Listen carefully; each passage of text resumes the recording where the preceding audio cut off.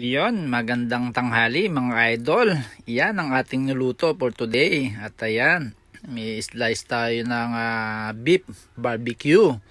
Ayan, sobrang laki niya mga idol. Yan, ilalagyan natin ng paminta. Siyempre, at iodized salt para mas manuot sa loob ang kanyang lasa mga idol. Yan, tsaka nilagyan natin ng rosemary mga idol.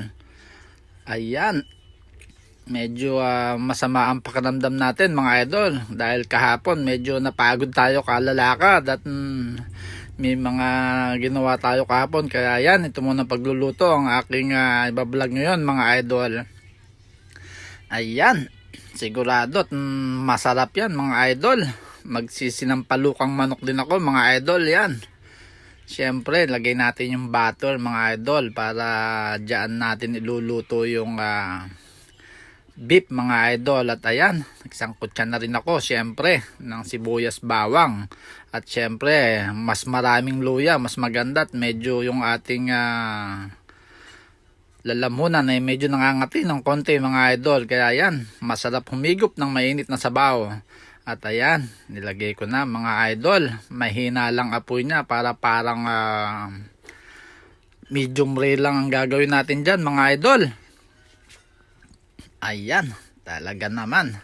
Lagyan natin ng bawang para sumarap pa yung aroma niya mga idol. Ayan na. Talaga namang parang ni-steam lang natin siya. Actually, sobrang lalaki nila, kaya mga idol, ang ginawa ko dyan, hinati ko siya. Makikita nyo sa video mga idol, at medyo hindi maabot yung butter natin.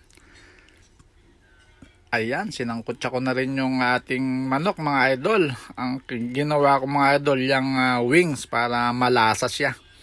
Manuot yung luya sa loob. Ayan mga idol, in-slice ko siya para maluto ng maayos, medium rare. At ayan na, yung ating sinampalukan, at gusto ko talaga ng mainit na sabaw mga idol.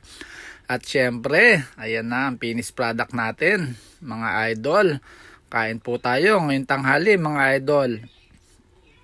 Ayan, sigurado mainit na sabaw na umuusok pa na maraming luya mga idol. At ayan, salamat nga pala sa aking mga silent viewers sa Go Team. Salamat po, bye bye.